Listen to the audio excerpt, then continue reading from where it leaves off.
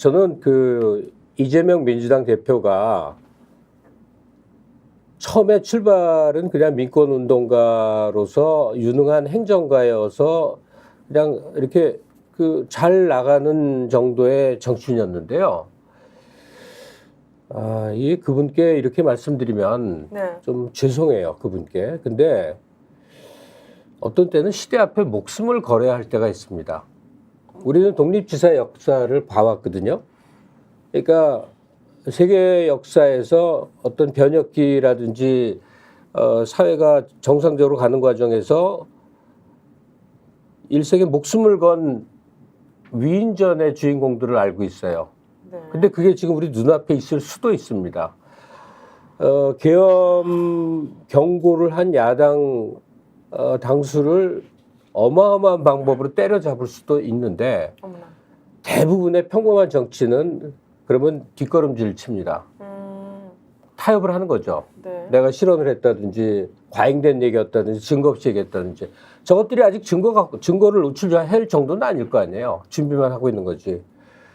근데 김민석 씨 최고나 이재명 대표나 지금 이 정도 발언이 어느 정도 파장과 위기로 다가올지를 모를 정도 수준의 그런 수의 정치인들이 아니잖아요. 네. 이거는 이 시기 이 위난 앞에서 무슨 일을 당해도 할 수 없다라는 목숨을 건 태도가 아닌가 이런 결연함을 봅니다. 김 박사님 이제 그러니까 이게 자 실제 계엄에 대해서 검토를 했다고 하면 혹시라도 그 일이 일어날 수 있으니까 예. 지금 정치적으로 불이익을 감수하고라도 이걸 공개를 해버려야 이 일이 안 일어나는 거 아닙니까? 그렇죠. 여론화시키는 거죠. 여론화시켜놔 이거는 국민이 감당을 못한단 말이에요. 네. 절대로 안 되는 거 아니에요. 근데 오늘 나온 이야기는 계엄을 선포하자마자 국회가 반대하면 계엄이 해제가 되는 건 맞는데 그 전에 국회의원들 다 체포해버린다는 거예요. 그럼요. 그게 법적으로 가능하다고. 현행법으로- 계엄령이면 현행법으로 체포 가능하다고. 왜냐 반국가 세력이잖아요. 이미 한동훈 당대표가 국기문란이라고 딱 얘기해버렸잖아요. 네. 국기문란 죄를 걸어서 국회의원들, 만약에 민주당 국회의원들 한 50명만, 더 가져가야 돼. 50명만 넘게 가지고 가게 되면 투표를 할 수가 없잖아요. 국회에서 표결을 한다고 하더라도. 이게 가능하지 않은 얘기가 아니고요. 그러니까 네. 참 웃긴 얘기가 뭐냐면 아니 국회가 그런 권한이 있으니까 우리는 할 수가 없어라고 얘기를 하면 네. 2016년도에 국방부 장관의 지시에서 문건을 왜 만들었습니까? 그거 그거 하나 만들고 따지고 보면. 그 도망갔다가 이제 뭐 하여튼 뒤에 돌아왔죠. 그때 네. 김사령관이 조현천 네. 조현천이 네, 그때 네. 이제 계엄령에 대한 검토를 했다는 거 아니에요. 계엄령이라는 건 대통령이 국군 통수권자로서 군인을 동원해서 정치를 하고 군인 통치라는 거죠. 그러니까요. 네. 그것을 검토했다는 것 자체가 알려지면 이게 어떻게 되느냐. 아니라고 대통령실은 부인하지만 오늘 국회에서도 이 문제는 계속 나왔습니다. 어머나. 그러니까 계엄 선포라는 거는 다른 표현을 하면 친위 쿠데타가 되는 거거든요. 진짜 쿠데타라는 거죠. 그러면 그림은 이렇게 그려보시면 돼요. 계엄 사령관에 부임된 데다가 계엄 선포를 하는 그 순간에 일련의 군인들은 기관총 들고 국회로 쳐들어가서 야당 의원들을 체포하는 거죠. 동시에 네. 이루어지는 거예요. 동시에. 아니 그러면 이런 것들이 예측되는 거, 뭐 재난의 정책이라고 해가지고 국민들의 목숨을 위태롭게 만들고 계엄령을 선포해서 막 이런 쿠데타가 일어나는 게 예측이 되면은 윤석열 대통령을 치워야 되는 거 아니에요? 빨리 국민들의 안전을 위해서 야당에서 할 수 있는 모든 힘을 동원하여 이게 저 차가 급발진으로 나한테 오고 있어. 내 차가 곧 정면 충돌을 할 것 같아. 그럼 그 차를 피하고든지 그 차를 어떻게 추격해야죠. 너무나 당연한 말씀인데 네. 현실은 그 제도가 별로 없다는 거예요. 수단이 별로 없다는 거예요. 그러니까 그 현실은 어떻게 그래요? 등장하느냐? 전면전으로밖에 등장할 네. 수밖에 없어요. 그게 그러니까- 전면전이 뭐예요? 왜냐하면 탄핵이요? 아까 아니죠. 저는 뭐냐면 지금 목숨 걸고 싸우는 거 아까 맞죠. 말씀하셨잖아요. 아. 그런 방식으로 예. 그러니까 계엄을 미리 나 계엄할 거야 하고 계엄하는 데는 없습니다. 그렇죠. 계엄을 때리는 순간 말씀하신 것처럼 모든 군대가 배치되고 방송국 뭐 다 장악이 될 겁니다. 대학 이런 데 다 장악이 될 거예요. 네. 그럼 그 순간에 어떻게 됩니까? 시민들은 싸울 수밖에 없는 거예요. 누구랑요? 그 계엄하는 계엄군들하고 싸울 수밖에 없는 거겠죠. 반국가 세력들하고 군인들이랑요? 아니 계엄군들이잖아요. 싸워야 될거 아니에요. 우리 시민이라는 거죠. 우리 그렇게 시민을 할 수밖에 없는 유언항쟁이 다 거죠. 그렇게 다만 되는 거 아니에요. 계엄군하고 시민이 싸울 수는 없죠. 왜냐하면 직접 발포를 총을 들고 하니까. 있으니까. 예. 계엄군 앞에 쓰면 그거는 그냥 발포입니다. 얘는 시위를 하는 거죠. 몇천 명씩 죽는 게 그래서 벌어져요. 지금 근데 이게 이제 상상 속에 네. 절대 일어나지 않아야 될 일인데 그럴 수도 있겠다는 것이 현실로 단 1%의 가능성이 있다고 하더라도 우리는 네. 문제 제기를 해야 되는 거 아니에요? 당연하죠. 자, 그런 상황인데 대통령실은 전면적으로 거부했다. 그러면 이제 좀 모아보겠습니다. 의료 대란, 응급실이 난리가 났어. 이번 명절에 자칫 잘못되면 우리 아버지도 우리 어머니도 심지어 나도 죽을 수도 있다는 이 위기감을 단 한 번도 느낀 적이 없는데 국민들이 지금 아짜 큰일 났다. 계엄령을 검토했다는 사실만으로도 국회에서 부결한다 아니라 국회의원들을 반국가 세력으로 몰아서 잡아갈 수도 있다라고 하는 이 상상 안 되는 일이 벌어진다라고 했을 때 네. 국민들이 와 겁이 나 죽겠네. 이제 윤석열 대통령 지지해야 되겠다. 따라가지 않으면 나라가 절단 나겠다. 이렇게 갑니까? 아니면 지금 추락이 자 역대 두 번째로 지금 지지율이 낮단 말이에요. 계속 지지율이 내려갈 수밖에 없는 상황이냐. 이 부분은 김종 박사 어떻게 봅니까? 그 사례가 있었죠. 우리는 어떤 사례가 있었느냐? 지금 세 개의 사례를 보고 있는 거죠. MB 시절, 그다음에 박근혜 시절, 그다음에 지금 진행되고 있는 윤석열 시대 이 세대 세 개를 보는데 MB는 지지율이 하락했을 때 어떤 결정을 했느냐? 독도를 방문하면서 국정 운영 방향을 바꿨습니다. 그래. 그럼 지지율이 상승했어요. 그때부터. 그러면서 소위 탄핵을 당하지 않고 끝까지 갔던 겁니다. 박근혜 전 대통령도 마찬가지인데요. 지지율 20% 상태로 떨어졌어요. 근데 5개월, 6개월 동안 방향을 절대 바꾸지 않았습니다. 국민들이 분노한 거예요. 아니 국민들이 이 정도 얘기를 하는데도 불구하고 얼마 임기도 남지 않은 대통령이 하는 행위를 보니까 미치겠는데 거기에 태블릿 피시라고 하는 어떤 예를 들면 중요한 사건이 나타나면서부터 안 되겠구나라고 생각을 해서 광화문에 삼천한 시위를 했던 거죠. 네. 지금 상황도 유사한데요. 이게 집권 초기이기도 하기 때문에 오랫동안 지금 유지가 되고 있습니다만 20%대 박스권 이거 ARS가 아니라 전화 면접에 의하면 지금 거의 지금 2, 3개월 정도 가고 있는 상황입니다. 근데 대통령은 뭐라고 그러죠? 국정 운영 방향은 옳았다. 내가 잘 설명을 못했었다. 근데 지금 국정 브리핑은 설명도 안 해요. 가봐. 뭐 이런 식의 얘기를 하는 상황이기 네. 때문에 저는 이 정도 상황이면 국민들이 저 대통령을 바꾸지 않으면 앞으로 남아있는 거의 3년 동안 이 상황에서 살아야 되는구나라고 하는 네. 고민을 할 수밖에 없는 상황인 거죠. 당연하죠. 그 최순실이 국정농단을 했을 때는 그 박근혜 전 대통령의 뭐죠 연설문을 대신 썼네 뭐 이런 거는 직접적으로 내 삶에 큰 피해는 없잖아요 막말로. 근데 이거는 윤석열 대통령이 하는 정책마다 내 생활에 직접적인 영향을 주기 때문에 그때보다도 더 심한 분노를 느낄 거라고 저는 생각하는데요. 절대 따라가지 않을 것 같아요. 윤석열 대통령의 공포 정책. 아니 근데 우리가 오늘 지금 이 윤 대통령의 지지율 얘기하고 있고 네. 그와 부수돼서 며칠 전에 있었던 국정 브리핑이란 거 얘기하고 있잖아요. 네. 우리 뇌리에 그게 꽉 차 있어요. 네. 그러면 양평 고속도로 휘게에서 떼돈 벌라고 한 짓은 어디로 갔지? 다음에 망해가는 삼부토건을 갑자기 주가 조작 시켜갖고 큰돈 벌려는 정권적 기도는 내막이 뭘까? 마약을 무슨 몇백만 명분을 들여왔는데 세관원이 그걸 도왔는데 경찰이 잡으려고 그랬는데 용산에서 뒷배가 돼서 무마시켰다면 이게 누구의 지시고 누구의 이득이지? 매일매일 이런 엄청난 일이 매일매일 다른 뉴스로 뒤덮여요. 그러면 이거를 아주 단순하게 얘기하면 그 윤석열 씨의 그 국민 앞에서의 발언을 보면 누가 봐도 수준 낮고 앞뒤 안 맞고 문제 지적할 수 있는데 왜 저럴까 보면 뭐 원래가 그런 모습인 건 하나 있지만 또 다르게는 네. 아수라장 정책이 아닐까? 네. 그러니까 트럼프가 집권 초기에 그 미친놈 전략이라고 그래갖고 도대체 무슨 일이 벌어질지 모르게끔 만들면서 앞으로 치고 뒤로 치고 했다는 게 그것도 정치 전략이라고 그랬잖아요. 근데 한국 사회 전체가 지금 거의 뭐 붕괴 두려움을 느낄 만큼 온 분야를 아수라장으로 만들어서 엄청난 일임에도 불구하고 일주일만 지나면 그 얘기를 할 여지가 없이 또 발생하는 새로운 일, 또 발생하는 새로운 일로 온 국민이 이끌려 가면서 이루고 가는 동안 저들은 진짜 큰 계획들, 진짜 큰 먹잇감들을 착착 만들고 있는 거 아닐까? 그래서 이제 그 부분은 시간이 있으면 국정조사 또는 특검을 통해서 밝혀야 되는 당연한 내용이지만 최근에 계엄령과 관련된 부분은 검찰을 통해서 국가를 전체적으로 움켜쥐고 일종의 권력을 행사하던 것과 달리 이제 군부라는 문제가 나왔는데 안보실장이 지금 누굽니까? 자, 신원식이지 않습니까? 국방부 장관이 경호처장 했던 지금 김용현이 가 있습니다. 자, 그러면서 계엄령 이야기가 나옵니다. 남북 간의 긴장이 고조되고 있는 상황입니다. 자, 이런 것. 그리고 한동훈 지금 대표가 대통령한테 한번 맞서려고 하다가 완전 지금 주저앉아 버렸거든요. 오늘은 뭡니까? 특검 안도 이미 폐기하겠다고 이제는 그 정도로 가서 윤석열 대통령을 쳐다보면 어느 누구도 뭔가 이렇게 시비를 걸기 어려운, 심지어 문재인 전 대통령까지 지금 수사해서 사법 처리하겠다는 거 아닙니까? 상상 초월한 일들이 계속 벌어지는 이게 흐름이나 징조가 굉장히 안 좋다는 거예요.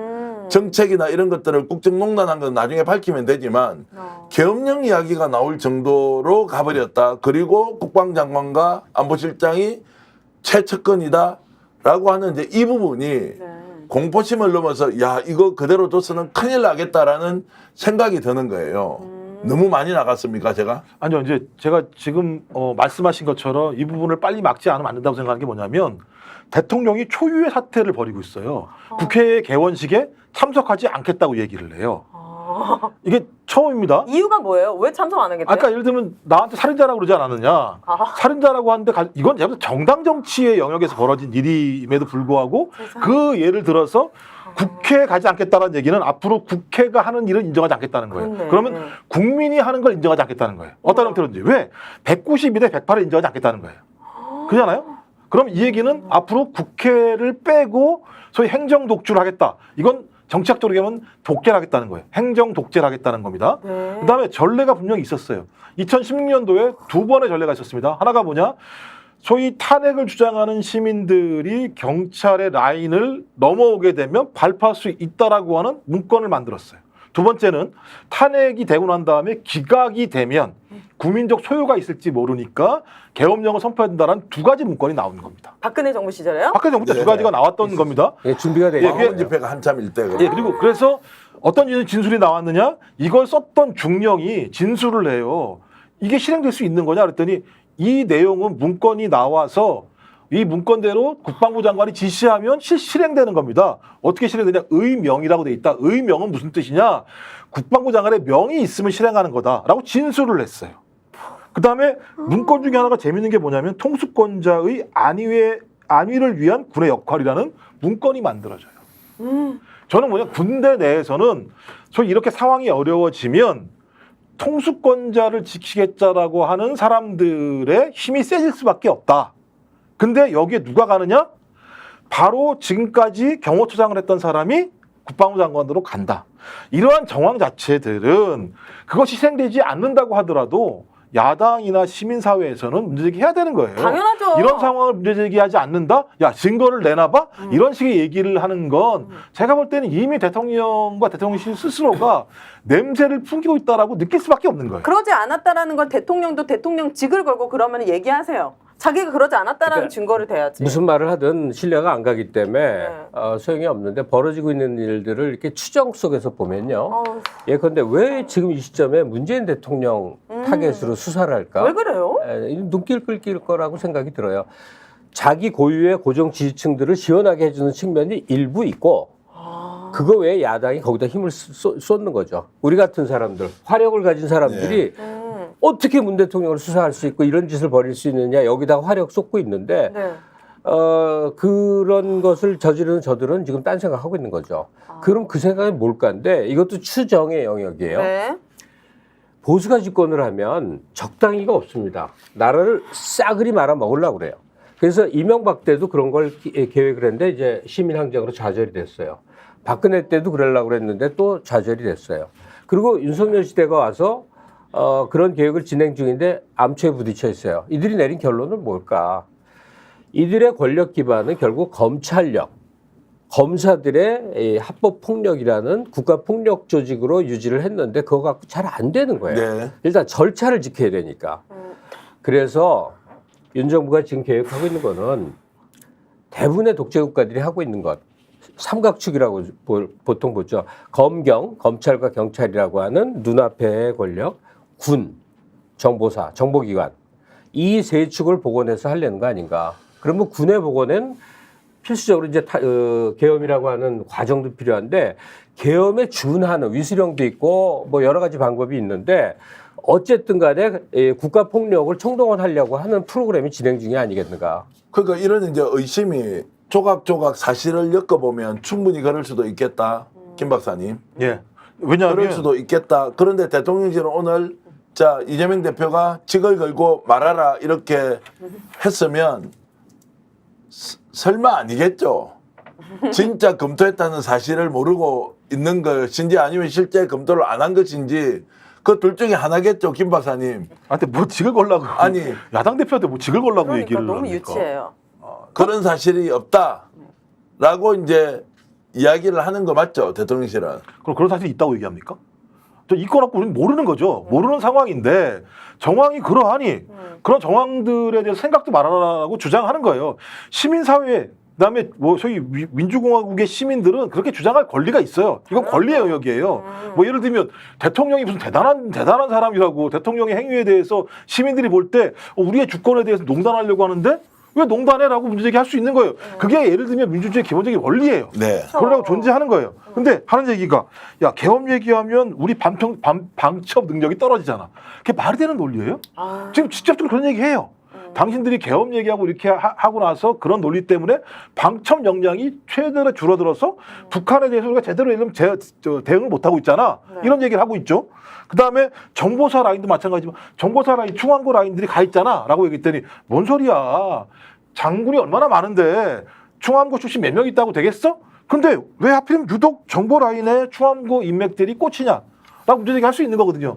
김박수 선생님 말씀하셨던 것처럼 소위 그 검찰과 경찰을 통해서 소위 반국가 세력이든 뭐든 여기 갑돌이를 하고 그다음에 군을 통해서 자기의 친일 체제를 만들어서 항상 언제라도 이미 2016년에 준비했던 것처럼 상황만 떨어지면 지시만 내리면 작동할 수 있는 구조가 만약 있다면 그건 제가 볼 때는 헌정을 딱 파괴하는 행위란 말이에요. 그렇죠. 그럼 그 헌정 파괴 행위에 대해서 소위 민주공화국의 시민들은 문제제기 할 수 있는 거예요. 근데 그걸 누가 해야 돼? 야당 당대표는 당연히 하는 거예요. 거기다가 타이밍을 잘 봐야 되는 게요. 세계 모든 정변, 특히 서방권이라고 해서 미국 축으로 둘러싸는 나라들의 정변은 대부분 미국의 정권 교체가 일어납니다. 너무나 많은 일들이. 지금이 딱 그런 시점이에요.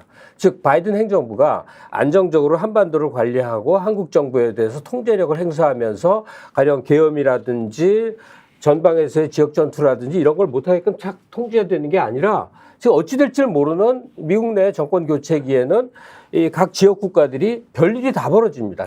주로 정변이 벌어져요. 우리가 지금 그 상황 속에 있다. 그러면 야당 대표들이 이재명 대표를 필두로 조국, 이준석, 뭐 천하람 이런 사람들이 여당의 국민의힘 8명만 한 명씩 만나가지고 설득하면 되잖아요. 그래서 탄핵 발의해가지고 치우면 되는 거 아니에요? 아름다운 소리다. 아니 국민의힘은 대한민국의 국민 아닙니까? 그들은 가족 없어요? 친척 그들은 없어요? 안 아파요? 업자들이죠. 계엄령 하면 본인들도 피해보는 거 아니에요? 오늘 나온 내용이 그런 거지 않습니까? 친한 그룹들도 최혜병 특검을 하지 않는 것이 맞겠다. 이유는 진실을 밝히기 위해서의 문제가 아니에요. 한동훈이 고립되니까예요. 계속 얘기해봤자. 그러니까 그 사람들의 논리는 저희들이 최혜병 특검을 하자라고 하는 가장 근본적인 이유는 소위 20살 청춘이 조국을 위해서 군대에 갔는데 저런 일로 목숨을 잃는 일들이 왜 발생했을까의 원인을 밝히자.